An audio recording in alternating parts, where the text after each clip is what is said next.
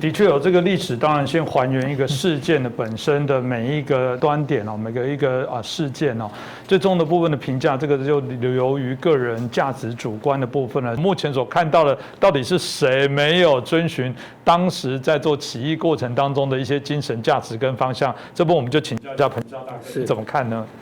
刚才主持人提到袁世凯，坦白讲，辛亥革命到底有没有什么辛亥革命？这是非常值得这个争议的事情。为什么呢？所谓的辛亥革命成功，主要是什么？袁世凯他利用这样的一个情势，在革命党跟这个满清的皇室之间，在那边在那边翻云覆雨，对不对？然后那个隆裕太后一个欧巴桑这个无知无识的，他吓得要死，最后被逼交出政权来保命，所以关键在袁世凯。所以说不是革命成功是袁世凯成功了袁世凯篡夺了清朝的这个政权，所以说后来孙文也只能够一时的这个当个大总统，然后马上就让位袁世凯，这是什么？现实就是这样子嘛，主要就是袁世凯。那么第二个，明初的这些的有一些的新的气象，那是跟清朝的庚子新政有关。因为从1900年以后，就是八国联军以后慈禧太后觉得这样子搞不行，所以慈禧太后也支持改革，所以那个时候各省成立咨议会。这个咨议会在民国建立以后都发生了影响那么各省的督府都上书说要改所以基本上的这样的一个大家都觉得说有变革的需要，但是往哪里变，这问题就在这里。刚才石板讲到的这个革命党事实上没做好准备，没错这个为什么呢？因为孙中山事实上，这个他只是其中的一支嘛，主要同盟会是什么？各个革命不同的团体，大家的一个联合阵线。同盟会主要的实力在哪？在华兴会，华兴会就是黄兴，以黄兴为主的。那么黄兴这些以两湖的人士、两湖的知识分子为主。那为什么说两湖知识分子这么多呢？因为张之洞的关系。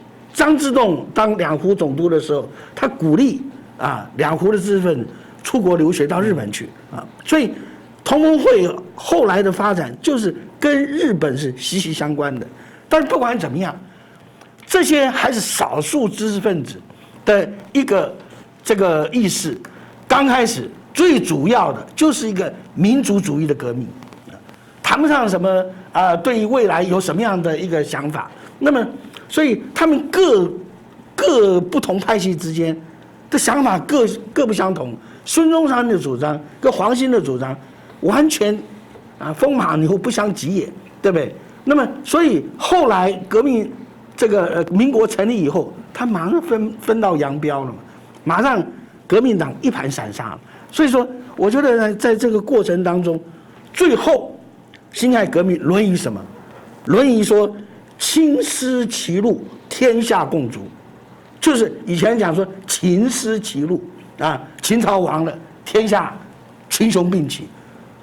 辛亥革命以后也是这样子清朝亡了，天下群雄并起，大家还是那个老观念，打天下做皇帝。第一个做皇帝的其实就是袁世凯嘛，对不对？所以说这哪算革命成功对不对？那么后来的军阀并起，不都是跟历朝历代为了要夺这个夺顶嘛，对不对？所以说这个就是这个革命还是落到了历朝历代的那种改朝换代的观念里面。而且呢，按照孙中山的讲的，应该是一个民主嘛，我追逐民主，民主是多元的。结果呢，后来的这个结果又落入了中国所谓的定于一的一个这种的想法里面，这个窠臼里面。所以最后这个中共是怎么来定义啊？祖国统一，好像为了定于一，其他的一切都不重要了。为了达成祖国统一，所以说这个什么民主啊，什么都不重要了。民主就像习近平讲，民主各国有各国的经验，各国有各国的定义，对不对？那么，所以我觉得说，这个这就是革命的一个最大的问题，就是第一个，当你的政治文化还没有成熟到那个地步的时候，少数人所发起的，最后由军人强人所推动的，借势推动的，那不叫革命啊，对不对？所以后来的这些，你看毛泽东在沁园春里边，他那个词怎么讲的秦皇汉武这个然后这个成吉思汗只是弯弓射大雕，俱往矣论天下英雄，还看今朝。他也是帝王嘛，也是帝王思想，只不过现在的帝王不叫做皇帝变成什么？变成主席、总书记。现在的习近平不也是帝王思想吗？对不对？所以这下哪革命成功呢？过去两蒋时代，他也定于一巩固领导中心对不对？什么叫巩固领导中心？这不完全不是一个民主政治、民主国家里面有的这样的观念，但是他们从那个时代走出来，我觉得说他们没有摆脱那样的一个想法，所以今天我个人的体会，我觉得说我们很幸运在台湾，为什么呢？因为真正的辛亥，如果说辛亥革命成功，最后成功在哪里？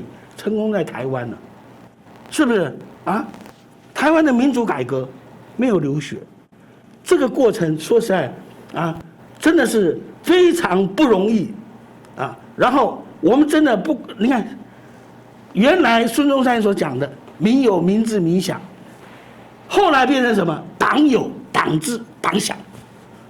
国民党它也是党国，共产党也是党国，两个党国之间在争谁来统一中国，最后国民党落败，共产党胜利。但是还好，今天国民党落败到台湾来了，台湾的局面小。坦白讲，中国有很多问题就在于说，中国太大了，中国太大了，差异性太大了。但是你用一个想法秦始皇的想法，定于一，你要把这么多元的复杂的一个国家，用一套的标准，一个的思想，一个人的领导，来把它统一起来。坦白讲，最后的结果一定是失败，然后造就了一个独裁专制的一个体制。那么台湾第一个，台湾不大，对不对？所以比较容易达成一些的共识，而且比较容易大家的思想观念比较容易做一个改变。所以我们现在看到真正的实现了孙中山的理想的，或者说孙中山所宣称的理想的，因为我个人也认为说，孙中山到后来他也是掉入历史的那种潮臼里面他那也要北伐所以北伐就是什么？就是军事统一嘛。他也最后他对民主政治也没有信心，他最后也是认为说还是要枪杆出政权。就真正的说达到了民有民治民享，是现在的台湾了我们现在在不管说在民族主义上你看我们现在台湾没有像过去中国从来没有像台湾这样子，对于不同的这个来源的人不同省份的人、不同民族的人，真正的有相当的包容性。第二个民权主义，那我们真的没有任何人可以质疑说我们是不是一个民主政体。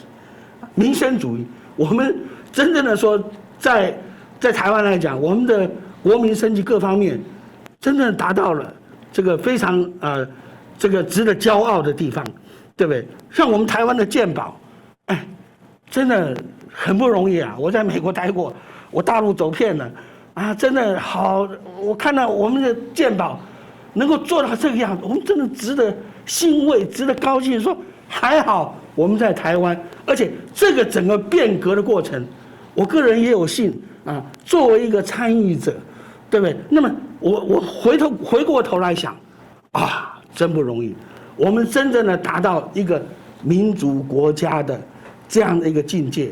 那么但是呢，说实在，今天啊，反而中国还是非常传统啊，非常这个老派的啊，祖国统一。说实在，当初孙中山从来没有把祖国统一当做一个目标嘛，对不对？他要的是这个革命是为什么？民主革命嘛，对不对？希望说能够达到一个东亚第一个民主的共和国，对不对？那么，所以我觉得说后来的这些都是打着啊辛亥革命的旗号啊，最后各取所需啊。但是呢，很幸运的，我们台湾走出来了，走出一个真正的一个民主国家的这样的一个范围。所以，在一个民主国家里面，没有什么叫统一不统一的问题，对不对？每一个个体，每一个人，这才是最重要的，而不是哪一个皇帝重要啊。那么这一点也是我们比大陆强的地方。而且呢，清朝的王跟历朝历代的王都有个共同点，都是没有把接班人搞好。所以未来不要以为中华人民共和国啊就能够百年安康了，对不对？现在我们看到了，他同样的问题，他的接班人问题啊。随着习近平的权力越巩固、越集中，他的接班人问题越严重。所以我觉得说，这些都是我们作为一个民主国家，我们不会有这样的问题，对，因为我们的不管是政党轮替也好，民主选举也好，已经越来越成熟了。所以这里反而形成了一个对比，就是一个民主的台湾跟一个专制的、传统的、老派的。